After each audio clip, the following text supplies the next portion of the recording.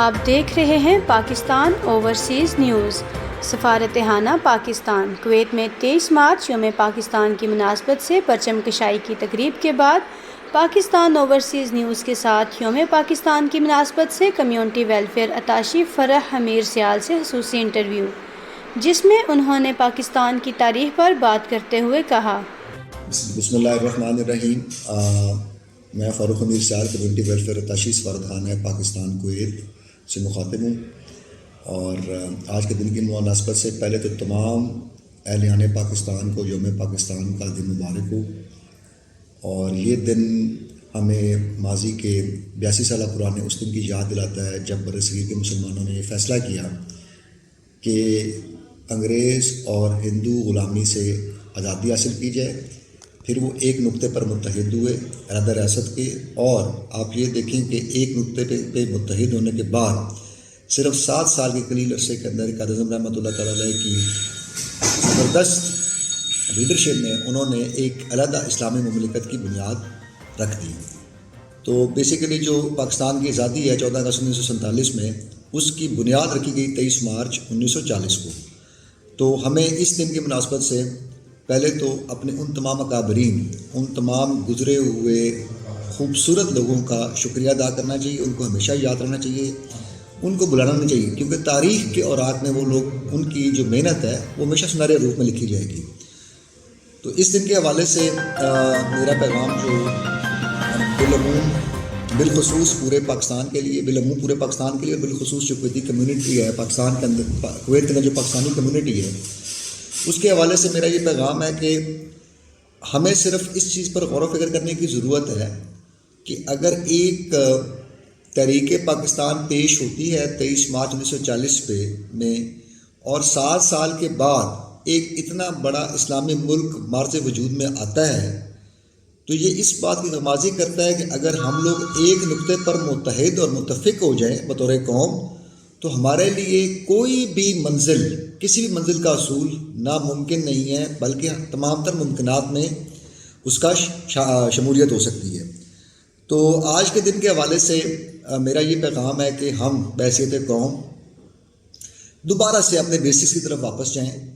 اور یہ غور و فکر کریں کہ ہم نے اگلے 5 سال کے بعد، اگلے 10 سال کے بعد، اگلے 20 سال کے بعد اقوام عالم میں ایک ممتاز مقام کیسے حاصل کرنا ہے۔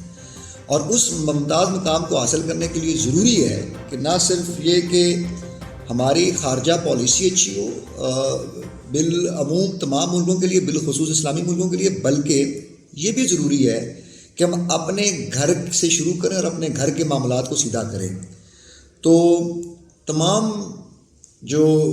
حکومتی عہدیدار ہیں اور پرائم منسٹر، پریزیڈنٹ اور تمام جو اسٹیک ہولڈرز ہیں ہماری ریاست کے اندر، وہ تمام اسٹیک ہولڈرز پوری کوشش کر رہے ہیں کہ پہلے تو پاکستان کے حالات کو تبدیل کیا جائے، اندرونی حالات کو، پھر پاکستان جو ہے بالعموم پوری دنیا کے ساتھ اس کے تعلقات اچھے ہوں، تمام ممالک کے اس کے تعلقات اچھے ہوں، اپنے پڑوسیوں کے ساتھ اس کے تعلقات اچھے ہوں، اور اسلامی امہ کے ساتھ اس کے تعلقات اچھے ہوں۔ اور جو یہ بھی OIC کی فارن منسٹرز کانفرنس ہو رہی ہے پاکستان کے اندر، یہ اس بات کی نمازی کرتی ہے کہ حکومت پاکستان کا بہت زیادہ اسٹریس اور فوکس ہے اس بات کے اوپر کہ مسلم امہ کے ساتھ پاکستان کے تعلقات بہت اچھے ہوں، اور پاکستان ایز اے کنٹری مسلم امہ کے اندر ایک ممتاز اور کلیدی کردار ادا کرے، لیڈرشپ کردار ادا کرے۔ اینڈ انشاءاللہ we are hopeful that under the able leadership of Prime Minister we will be able to achieve these targets۔ آج کے جو ہمارے پریزیڈنٹ کا پیغام ہے اس کے حوالے سے بھی انہوں نے بھی یہ کہا کہ پاکستان ایک پیسفل ریاست ہے، اور پاکستان کی ہمیشہ سے کوشش رہی ہے کہ اس کے ہمسایہ ممالک سے تعلقات اچھے ہوں، چاہے وہ افغانستان ہو، ایران ہو، بھارت ہو، چائنا ہو۔ ہمارے چائنا کے ساتھ بڑے زبردست مثالی تعلقات ہیں، افغانستان کے ساتھ ہمارے اچھے تعلقات ہیں، بلکہ افغانستان کے اندر جو ہیومینیٹیرین کرائسس ہے اس کے اوپر حکومت پاکستان نے ایک بڑا امپورٹنٹ اور بڑا ہی زبردست رول پلے کیا ہے کہ مسلم امہ کو اکٹھا کر کے اس ہیومینیٹیرین کرائسس سے افغانستان کو نکالنے کا ایک روڈ میپ تیار کیا ہے۔ اور ہمیں ہمارے ایسٹرن بارڈر سے ہمارے مسائل رہتے ہیں، اور ایک بڑا اور بلینگ قسم کا ہمارا نیبر ہے لیکن افواج پاکستان اور حکومت پاکستان اور پاکستان کی عوام نے مل کر بیرونی جہریتوں کا ہمیشہ مقابلہ کیا ہے اور ایونچولی اس میں فتح یاب ہوئے ہیں، کیونکہ فتح تو اللہ تعالیٰ کی طرف سے ہے۔ تو ہمیں بصیرت قوم اپنے بیسس پہ واپس جانا ہوگا، ہمیں اپنے آپ کو درست کرنا ہوگا۔ جب ہم اپنے آپ کو درست کریں گے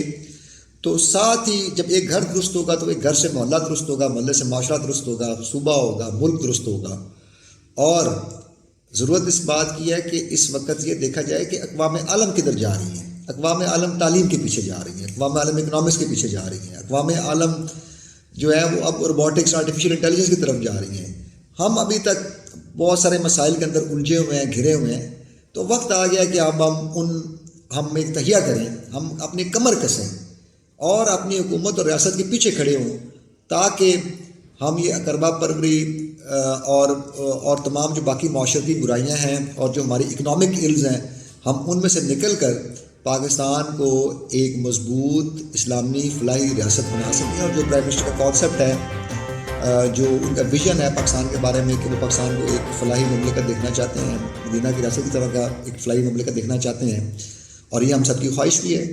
تو اگر یہ ہم سب کی خواہش ہے تو پھر جو ان کا ویژن ہے وہ اپنے تئیں پر ہمت کر رہے ہیں، کوشش کر رہے ہیں، تو عوام کو اپنے لیول کے اوپر کوشش کرنی چاہیے، ہمت کرنی چاہیے کہ وہ بھی اپنے کردار کے اندر، اپنے رویوں کے اندر وہ مثبت تبدیلی لائیں، کہ جس کے بعد پاکستان جو ہے وہ اندرونی طور پر بھی مضبوط ہو۔ اور جب یہ بات ذہن نشین رکھیں گے، جب ملک اندرونی طور پر مضبوط ہوگا تو بیرونی دنیا کے اندر اس کی عزت ہوگی، اور بیرونی دنیا کے اندر بھی وہ ایک امپورٹنٹ رول پلے کر سکے گا۔ تو پاکستان زندہ باد، پاکستان پائندہ باد۔ MZ شرفی کے ساتھ کیمرہ مین جاوید ساکی، پاکستان اوورسیز نیوز۔